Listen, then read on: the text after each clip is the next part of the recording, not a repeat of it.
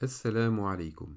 Après la mort du messager sallallahu alayhi wa sallam, les compagnons ont prêté allégeance à Abu Bakr radiyallahu anhu, officialisant ainsi sa position de calife des musulmans. Mais quelques compagnons auraient tardé à prêter allégeance. Concernant l'imam Ali alayhi salam, il y a deux versions différentes. La première version affirme que l'imam Ali a prêté allégeance dès le début, alors que la seconde version nous informe que cette allégeance a eu lieu 6 mois plus tard après la mort de son épouse Fatima. Quant à la version déclarant que l'imam Ali a prêté allégeance à Abu Bakr dès le début, elle nous a été rapportée par Al-Bayhaqi d'après Abu Sa'id al-Khudri, où ce dernier raconte qu'après la nomination d'Abu Bakr dans la Saqifa, Abu Bakr est monté sur la chaire et il remarqua l'absence d'Az-Zubayr et de Ali, alors il les convoqua et ils lui prêtèrent allégeance. Après avoir cité cette version, les savants rajoutent souvent un récit pour appuyer l'authenticité de ce hadith.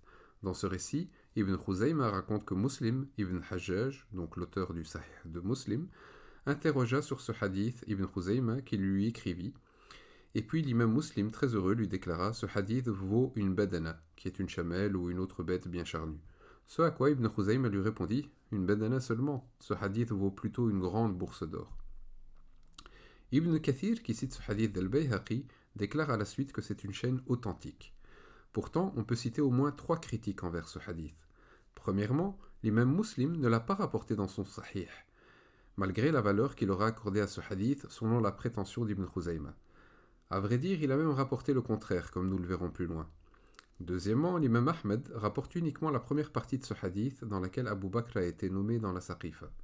Et troisièmement, même si selon Al-Hakim ce hadith serait authentique selon les conditions de Bukhari et Muslim, Al-Dhahabi dira dans Al-Muhadhab que malgré la qualité de la chaîne, il y a dans ce hadith des choses reprochables. Quant à la version déclarant que l'imam Ali a prêté allégeance 6 mois plus tard, on peut la retrouver dans l'authentique d'Al-Bukhari et de Muslim, d'après Zohri, d'après Urwa, d'après Aïcha. Dans la première partie de ce hadith, Aïcha raconte le conflit qu'il y a eu entre le calife Abu Bakr et Fatima concernant l'héritage du messager sallallahu alayhi wa sallam. Ensuite, dans la seconde partie, Aïcha aurait rajouté que Fatima a vécu 6 mois après la mort du prophète sallallahu alayhi wa sallam. Lorsqu'elle mourut, son mari Ali l'enterra durant la nuit sans prévenir Abu Bakr et il effectua la prière mortuaire sur elle.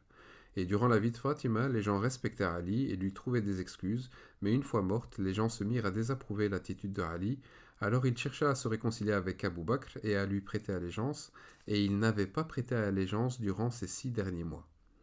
La suite du hadith nous informe que Ali envoya à Abu Bakr une invitation à venir seul, et Omar ibn al-Khattab était réticent, mais Abu Bakr y alla seul malgré tout. À sa venue, l'imam Ali lui dit: nous reconnaissons ton mérite et ce qu'Allah t'a accordé, et nous ne cherchons pas à te concurrencer dans un bien qu'Allah t'a fait parvenir, mais tu as imposé cette affaire sur nous alors que nous estimons qu'en tant que proche du messager sallallahu alayhi wa sallam, nous avions une part dans cette affaire. Après s'être réconcilié, Ali vint le lendemain pour l'allégeance, Abu Bakr monta sur la chaire, et il parla du retard de Ali à prêter allégeance et de son excuse. Ensuite, Ali évoqua à son tour son excuse et ce qu'il reprochait à Abu Bakr, et qu'il reconnaissait son mérite, et les musulmans furent heureux et se rapprochèrent à nouveau de Ali lorsqu'il rentra dans les rangs. Nous avons donc pour cette version le plus haut degré d'authenticité car elle était rapportée par Al-Bukhari et Muslim. Pourtant, certains savants se sont agrippés à la première version où l'imam Ali aurait prêté allégeance dès le début. Dans le commentaire d'Ibn Hajar, on peut lire que selon Al-Bayhaqi, seule la première partie du hadith où Aïcha raconte le conflit par rapport à l'héritage est authentique.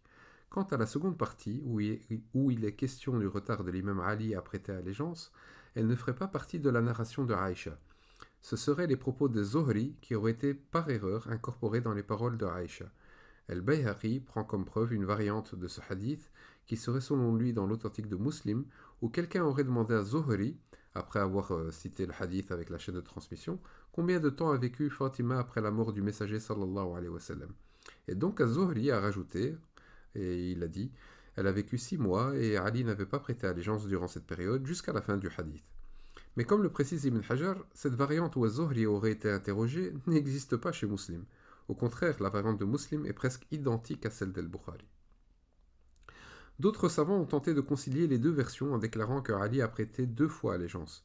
La seconde allégeance avait pour but de montrer aux gens que malgré la mort de Fatima, qui était en conflit avec Abu Bakr à cause de l'héritage, cela ne remettait pas en cause la première allégeance de Ali et que son absence aux côtés d'Abou Bakr durant cette période de 6 mois était due à la maladie de son épouse. Du coup, comment ces savants interprètent-ils l'extrait du hadith déclarant que l'imam Ali n'avait pas prêté allégeance durant cette période de 6 mois? Ils répondent qu'il n'a pas prêté allégeance avec la volonté de rester aux côtés d'Abou Bakr de manière assidue. Bon, alors bien sûr, il faut toujours essayer de concilier les textes quand c'est possible, plutôt que de prévaloir l'un sur l'autre, mais cette interprétation me semble un peu tirée par les cheveux, je vous laisse juger.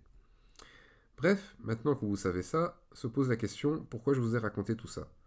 Souvenez-vous, dans l'épisode précédent, j'avais pris comme exemple le récit du conflit entre Fatima et Abou Bakr pour vous montrer comment certains historiens mettent en avant une version édulcorée de l'histoire sans conflit où chacun bénéficie de 1001 excuses, et ce, au détriment de la méthode scientifique dans l'analyse des sources. Dans cette vidéo, je voulais vous présenter encore un autre exemple allant dans le même sens, car en effet, lorsque le docteur Ali As-Salabi aborde ce sujet dans la biographie qu'il a écrite sur le calife Abou Bakr, il commence par déclarer d'entrée de jeu que la majorité des informations relatant le retard de Ali et de Zubayr à prêter allégeance sont fausses, sans informer le lecteur que des hadiths dans Bukhari et Muslim évoquent ce retard. Et ensuite, le docteur Ali As-Salabi met en avant le hadith d'Abu Sa'id al-Khudri que nous avons vu, où il est dit que l'imam Ali a prêté allégeance dès les premiers jours, en le citant intégralement, et il prend même la peine de rajouter quelques informations pour appuyer cette version, comme le récit où l'imam Muslim a obtenu ce hadith d'Ibn Khuzayma avec enthousiasme. Ce n'est qu'à la fin que le docteur Ali As-Salabi écrit quand même 2 lignes pour évoquer l'avis selon lequel l'imam Ali aurait prêté allégeance 2 fois, en déclarant que des hadiths authentiques ont mentionné une allégeance 6 mois plus tard, sans pour autant prendre la peine de citer les hadiths de Bukhari et Muslim, car cela risque de mettre à mal la version qu'il veut mettre en avant, et sans même mentionner en note de bas de page les références de ces hadiths chez ces 2 savants. On touche à la fin de cette vidéo. Comme je l'ai dit dans ma vidéo précédente, je recommande malgré tout la lecture des ouvrages du Dr Ali As-Salabi qui sont une mine d'informations. Barakallahu fikum pour votre écoute et à la prochaine.